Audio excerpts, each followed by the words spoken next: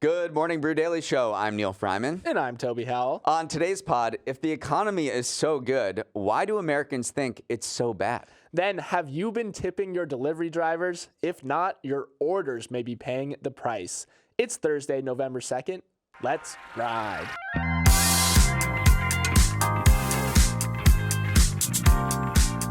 It is not just another day in the life for Beatles fans because the iconic group is releasing its final new song today. Called Now and Then, it was written by John Lennon in 1977 and left on an unreleased demo tape until a production team used AI, of all things, to isolate Lennon's voice and turn it into a fully realized track. So this is what all the boomers are going to be talking about today. And us, apparently. My big takeaway from this is the Rolling Stones and the Beatles released new music this year. U2 inaugurated the Sphere. Britney and Madonna have also released new stuff. The top album right now is a 2014 Taylor Swift re-release. I think the real story is we can't move on. We live in a stuck culture, Neal. You've been sounding that horn for a while. Here's my take on this. I think this will be the last final song of any famous group ever because with AI, all you need is a snippet of someone's voice to generate new music. So I think these bands will just be creating new music, or whoever will be creating new music with these bands' voices, with these musicians' voices in perpetuity. I don't know how that's going to look, but you already have Grimes saying, I'll record my voice. You can take my voice and do whatever you want with it. Just pay me 50% royalties. And so this might be the final last song ever. What do you think? You can take. Is that that's completely out of left field? Good take. And also, anyone can take my voice, do what they want, if they pay me 50% as well. Before we get into the news, we have a quick word from our sponsor, Brex. Brex is one of those tools that you measure in befores and afters. As in, before Brex, no compliance, lots of inaccuracies, way too much time doing the books. And after Brex, increased compliance, far fewer mistakes, faster and cleaner bookkeeping. So if you're a business owner and you can relate to that before Brex camp, visit Brex.com to see what life after Brex is like. Neal, for our first story of the day, a lot of people credit OpenAI with kicking off the artificial intelligence boom when it launched ChatGPT back in November 2022. But you could make an argument that the boom truly kicked off in earnest yesterday when Microsoft started selling Copilot, an AI-powered add-on to its Office suite, to the public. That means as you get freaky in the Excel sheets and hammer out emails in Outlook, you can now pony up to have an AI assistant helping you each step of the way. This is a big stage as it comes for artificial intelligence. An estimated 382 million commercial users use Office 365, and Piper Sandler analysts estimate that if just 18% of eligible users sign up for the $30 a month subscription to Copilot, it could generate more than $10 billion in annualized revenue by 2026. And the way Microsoft CEO Satya Nadella talks about the tool, it seems like that 18% number may end up being conservative. He said, customers tell us that once they use Copilot, they can't imagine work without it. And he said he also added last week that 40% of the companies in the Fortune 100 were already using Copilot through an invitation-only early access program. Neal, I think what gets people so excited about using Copilot to augment Office is how interactive all of Office's components are. Imagine being able to open a Word doc and ask Copilot to draft a bulleted set of notes based on a Teams meeting that happened yesterday.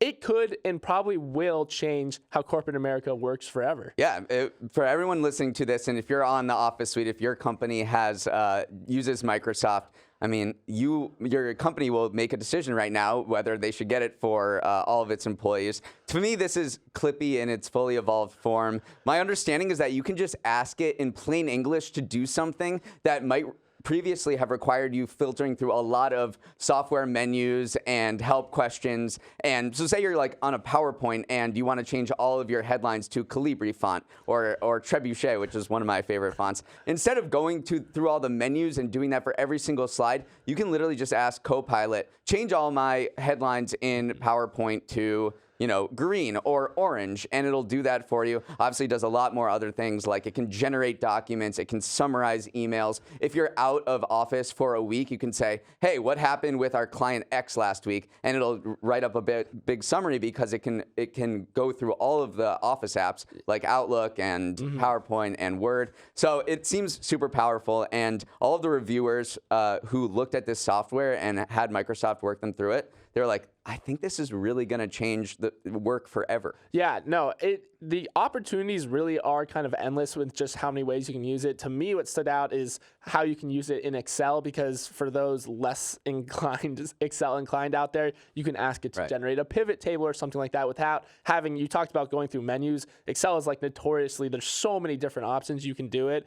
Game changer, so much easier, but also it might eliminate half the personalities of finance pros who their whole thing was, I'm so good at Excel. Now, hey, I'm just as good as you, Jason from Goldman.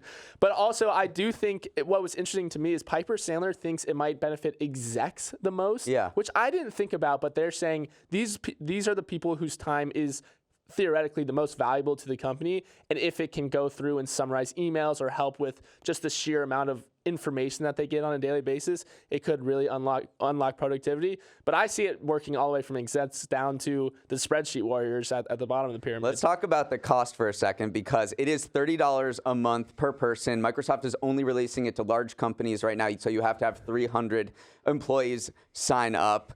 This is going to be a big question for CIOs, who we don't really talk about much on this podcast, but they are probably evaluating whether this is worth an extra $9,000 a month. You know, for a large Fortune 100 company, an extra $9,000 a month for the potential productivity benefits from something like this might not be so much, but it is a 60% increase from the current Office 365 suite. So there's going to be a lot of questions on how much this improves productivity. There are going to be a lot of surveying workers, and I think everyone in the entire corporate world is going to be watching this first initial test case to see how this is working and whether it is truly the revolution that Microsoft touts it as. Yeah, it has to be good. Like, people have to like it for any of those things to come to pass that we've mentioned.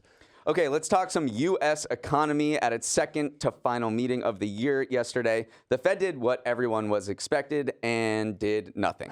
Jerome Powell and his buddies held interest rates at a 22-year high, saying that inflation was coming down nicely and the economy was in a strong place. It's the first time since the Fed began its rate hiking campaign in March 2022 that it skipped a rate increase for 2 consecutive meetings. It's a sign that we might have finally reached the end of this hiking cycle, but we don't know for sure yet. What I want to talk about is something I just mentioned. The economy is strong, and this is an undisputable fact. GDP soared at 4.9% rate last quarter, putting the economy on a faster growth trajectory than had the pandemic never happened. The unemployment rate is super low at 3.8%. 2.3 million jobs have been added this year, and there is another 10 million job vacancies. Household wealth grew 37% between 2019 and 2022.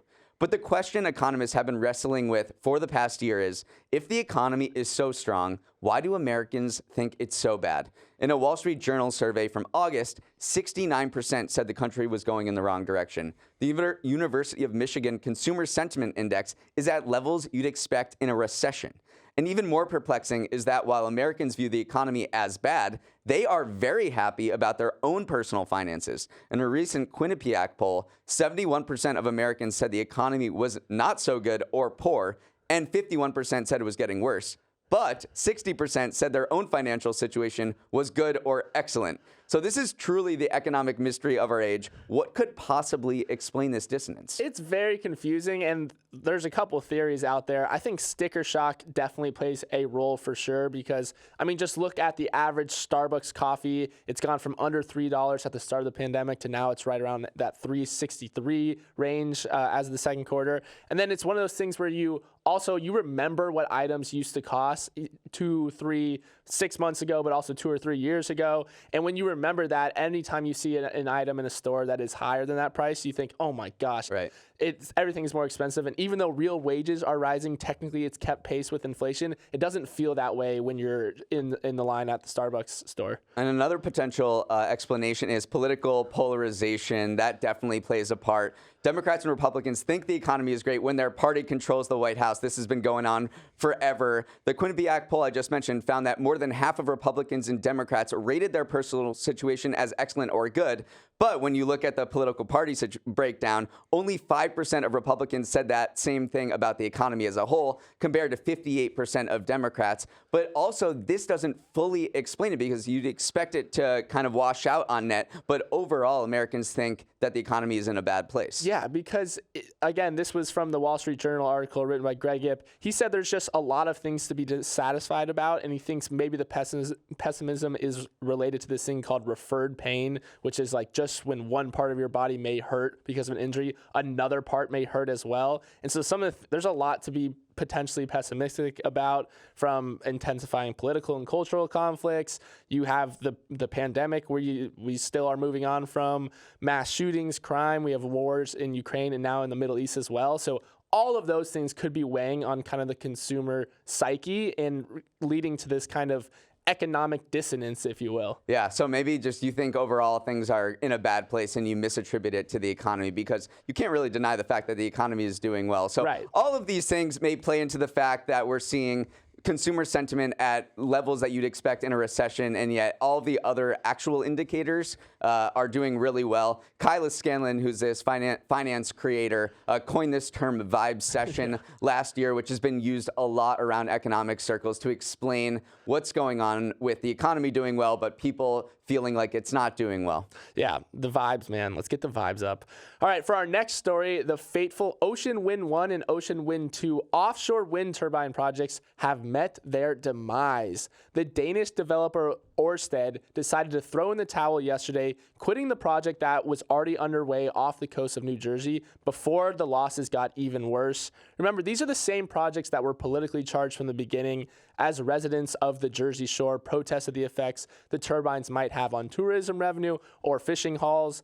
In the end, though, it was a combination of high inflation and soaring interest rates, as well as pandemic-era equipment shortages and supply chain issues, that ended up convincing Ørsted to take the L, forcing it to write off $4 billion. The project was a major tentpole of the Biden administration's push for clean energy, and would have generated enough electricity to power 500,000 homes starting in 2025, but now it's a blemish on the administration's green agenda. Neal, offshore U.S. projects certainly aren't dead, but they are wheezing for sure. This is an industry in crisis right now. One industry exec at a recent Financial Times conference said it was fundamentally broken. And for many reasons, this is happening. You're building basically industry from scratch in the United States. This is going okay in Europe and China, but in the United States, we have none of the infrastructure to make this happen yet. And with rising inflation and higher interest rates, when companies are just going on Excel and looking at, and having copilot ask them to run the numbers, it's just not working out. Yeah, it reminds me a lot of actually the Air Force One contract that we've spoken about, where Boeing locked in this kind of long-term contract that didn't factor in inflation. A lot of those early contracts from these wind farm producers lacked protection from inflation. And again, these are very complex things. Yeah. The turbines are half huge. of the size of a football pitch. Yeah, the turbine blades itself. The turbine blades. Right, yeah, the turbines themselves are even bigger. And yeah, so you're building out in the middle of the ocean. In the beginning, the story was all about supply chain issues, because this was started before the pandemic, but now it's all about how much everything costs. And like, even though you have the ability to source the goods, now everything due to inflation is just more expensive. Yeah, this is definitely a blow to our carbon emissions targets in the United States. We're doing really well in solar. When you look at the numbers, it's kind of crazy. We're very adept at deploying solar panels. We're going to have about 140 gigawatts of solar by the end of the year installed in the U.S. Offshore wind, we have 7 turbines going, and they're just going to generate 42 megawatts compared to 140 gigawatts. And this is bad for the Northeast, especially because in the Northeast, we don't have a lot of solar or onshore wind, and we're kind of relying on offshore wind. When you look at all of these projects that were going on, they were off Cape Cod, they were off New York, they were off New Jersey, and a lot of the other places in the United States do have other renewable energy options that can help us reduce emissions. Back in old New England, this is getting tough. There are a few other projects that are ongoing, and industry people say this is maybe more of a reset. There are a few projects that can be seen to completion, but it's time to do some reevaluation and find a way to make these wind turbines not as logistically complex as they have been. All right, Neal, before we jump into the next half of our show, we're going to take a quick break. Welcome back to Neal's Numbers, the segment where I share 3 stats from the week's news that will help you fill the awkward 5 minutes at the start of a Zoom call. For the first stat, let's head to the world of college football, where if you're into high-scoring games, this weekend's Iowa-Northwestern matchup is not for you. The Big Ten game opened with an over-under of 29.5 points, the lowest in the modern era of college football. For those who aren't into sports betting, the over-under is the betting line on total points scored in the game. If you think the two teams will score at least 30 points combined, then you'd bet the over. If 29 points or fewer, you'd bet the under. So this 29.5 line shows that Las Vegas thinks this game is going to be incredibly low scoring. Iowa has a terrible offense, but its mighty defense holds teams to 14.5 points per game, while Northwestern has been held under 15 points 4 times this season. All signs point to more punts than the Jets-Giants game last Sunday. This stat had me looking for the highest over-under in modern college football, and I found that last year's Baylor versus Oklahoma State game had an over-under of 87, which is the highest total anyone can remember. So on one hand, you have this game that has 29.5 points expected, and the other was 87. What's even funnier about this is that Iowa's offensive coordinator has this part of his contract that gives him a bonus if they average 25 points or more per game. And right now, Iowa is sitting at an average of 19.5 points per game. So they would need to score 33.8 points in the games going forward. So basically they need to score more points than the entire over-under of the game. So it's not looking good for old Brian Ferentz, unfortunately. Talk about stuck culture, which we did at the beginning. The first ever college football game was between Rutgers and the College of New Jersey, later Princeton, in 1869. And that game was a 6-4 victory for Rutgers. So we're reverting back to the first days of college football with this game. It is going to be super ugly. Toby, over or under? I'm going under for sure. Let's have no points, all punts. Okay, stat number 2 is about Americans' home libraries. YouGov polled more than 29,000 Americans about the number of books they own and how they organize them, and I'll run through some of the results. 85% of Americans say they owned at least one physical book, and the bulk, 69%, own fewer than 100 books. But there are some hardcore book lovers. At least 25% own at least 100 books, 4% own between 500 and 1,000, and 3% own more than 1,000 books. God bless your movers. So say you've got a nice little library for yourself. How do Americans organize their books? The most popular way of organizing is not organizing them at all. The second most popular strategy is organizing them by genre or subject, then by book size, alphabetically by author and title, and the least organizational principle that was popular was by color. Toby, the people want to know, how many books do you have and how do you organize them? See, I've been moving recently, so I'm not kidding when I say I have 4 or 5 books. That's it. And they've all been ones I've accrued while living here. I feel like you have a lot more than me. I did have a lot of books at my last place, but again, it's all about moving. When you move, you realize how heavy books are and how annoying they are to move. So I had, I would say I had more than 100 books at my last place, but then I put them all into these cardboard boxes, could barely lift them off the floor, and I just dumped them somewhere else. Right. And now I have maybe like 10 to 20, and of course, those are the showpiece ones. Right. It's the Robert Caro, it's the Power Broker, it's the ones you got to show off when people come into your... You have mostly cookbooks, though, too, I have a lot of cookbooks, yeah. Okay, my final stat has to do with the turmoil at Marvel, the once unbeatable superhero studio that's going through an existential crisis right now. An in-depth Variety report described how Marvel made too much content too quickly to support Disney's streaming service, caused superhero fatigue, and generally just got real sloppy with its execution. The stat that reveals the extent of Marvel's problems has to do with She-Hulk, a show that aired last summer. Even as Marvel was bleeding money, a single episode of She-Hulk cost about $25 million to make. And if that sounds like a lot, it is. The final season of Game of Thrones cost $15 million per episode, which dwarfed anything else at the time. And the problem is She-Hulk barely made a dent in the zeitgeist, while Game of Thrones, even as bad as that last season was, still drew a lot of eyeballs for HBO. Yeah, I am as big a Marvel fan as they come out there.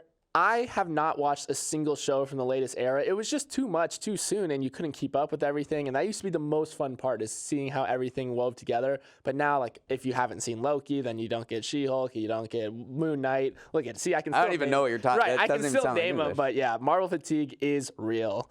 All right, Neal, thank you for those numbers. Let's move to the next story. Quick tip to start this story. Tip your delivery drivers, not only because it's the right thing to do, but also because not tipping could mean a longer wait for your meal.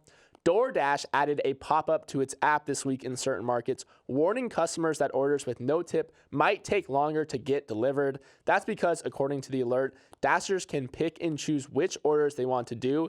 And if they see no tip ahead of time, they might strategically ignore that order. Now, this news is interesting for the consumer because even though tipping is an ingrained part of American culture, pre-tipping is still a relatively new concept born of the gig economy. You very well may have been planning to tip your driver after the order is delivered, which is still possible within the app, but this alert makes it clear that Dasher's preference is tip before the order. Neal, I was personally unaware that delivery drivers could see your tip beforehand, but apparently this is a thing. And if you want to get your order while it's hot, you better tip well. Yeah, pre-tipping is kind of wild, but you are prompted with it when you order Uber Eats or DoorDash, and generally I think I definitely do that. But this seems like a natural evolution from DoorDash's changed compensation policy, because before it wasn't necessarily 100% of the tips weren't necessarily given to the delivery people, because if they hit a certain minimum base rate for the actual order themselves, then they wouldn't see any of the tip. They changed that structure in 2019 following this New York Times investigation. So now 100% of the tip does go to the delivery driver, and so they're very hyper aware of that because it accounts for a great deal of their compensation. Yeah, and I also this story fits into a lot of different things we've been talking about. Tip fatigue is another one because shoppers are being asked to tip pretty much any place they shop right now. Self-checkout machines. Also, people are just a little confused at what the tipping culture is now. Do you really tip every time that the famous iPad is turned around towards you? So maybe people are having a bit of this fatigue and passing it on to DoorDash drivers, even though it is a big part of their kind of pay package. I think overall, in terms of the tipping landscape, delivery is pretty cut and dry, right? Yeah. Like, it's not when you order takeout and go pick it up. I think that is one of the major questions, because you're going to pick it up. But when someone delivers it to you, I think it's pretty well known across society that you tip. Although, interestingly enough, Business Insider started to ask some delivery drivers what contributes to more or less tips. And one of them said that these Mr. Beast style videos where you drop like 10 grand on a server has contributed to this general kind of thought that everyone is getting tipped very well. And so they're saying some people think, yeah, everyone's tipping, and it's the tragedy of the commons where you think someone else is doing it, so I won't do it. So that's interesting. And the other thing, what makes people tip well, it's when Taylor Swift comes to town. They found that over the 3 days that she's doing an Eras tour in their city, everyone's in a great mood. The city's jubilant, and so that people are tipping better. So again, this is anecdotal evidence, but I do think it was funny that came up. And zooming out on DoorDash, they actually just reported their earnings, which is great timing for us. The CEO said they had their best quarter ever since their IPO. They posted a revenue of $2.2 billion for the third quarter. That's up 27% from a year ago. Says the business is firing on all cylinders, which I should add, they're still losing money since they're 20 years. This company is 20 years old and it's still losing money. I'm doing my part though. I'm a delivery orderer.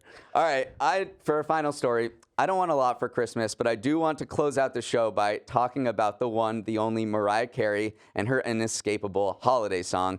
As soon as the clock struck midnight on Halloween, Mariah Carey jumped into action. The so-called Queen of Christmas released a video of her being defrosted in a frozen block of ice before declaring it's time, and then her hit All I Want for Christmas Is You starts playing, and it won't stop for the next 2 months, so you better get used to it. While the song was released in 1994, it reached #1 on the charts in 2019 and has cemented itself as a staple of Christmas playlists and retail store holiday soundtracks since. Some stats on how big this song has gotten: it's earned Carey at least $60 million in streaming royalties, about $2.5 million per year. It has sold more than 16 million copies worldwide, making it one of the best-selling digital singles ever, not just Christmas songs. And this year, it it was selected, rightly, I might add, by the Library of Congress for inclusion in the National Recording Registry, which is music that is culturally, historically, or aesthetically significant and inform or reflects life in the United States. I love that Mariah is leaning into this. I love that she posts these videos of her literally unthawing. I mean, it's CGI, of course. One of these days, I want her to actually freeze herself and unthaw herself. But this is part of a broader trend of these companies and brands like Mariah getting ahead of seasonal trends. I mean, Starbucks and Dunkin' added their peppermint and holiday flavored drinks to the menus this week. And then actually also the Rockefeller Center announced it had already selected its big old Christmas tree that it puts out in front. So again, we're seeing this holiday creep, whatever you want to call it. We talked about it with the pumpkin spice latte. It was released in August of this year, which is just crazy because nothing screams fall like August, right? So yeah, I think we're going to see eventually maybe Mariah unthawing even earlier in October. Are you sick of this song? No, I love this song. This song is so good. I didn't realize it, but I listened to it yesterday. Yeah. And for all the music geeks out there, listen to this song. It has 13 different chords. It is a lot of chromatics. It has influences from so many different genres. You have chimes and sleigh bells. This is a very good song. Not like setting aside all the Christmas stuff. Just listen to the song. It's very complex. It is actually an incredible song. I know it gets beaten into us every year, but good for her. I love it. So there's been a lot of trademark disputes because Mariah Carey wants to be called the Queen of Christmas, and she tried to file for that trademark, but that actually got rejected last year. I say give it to her. She deserves it. That's Toby's criteria. Yeah. I did read about a goat farmer in England who said that when he plays the song "All I Want for Christmas Is You," the goat produces 20% more milk.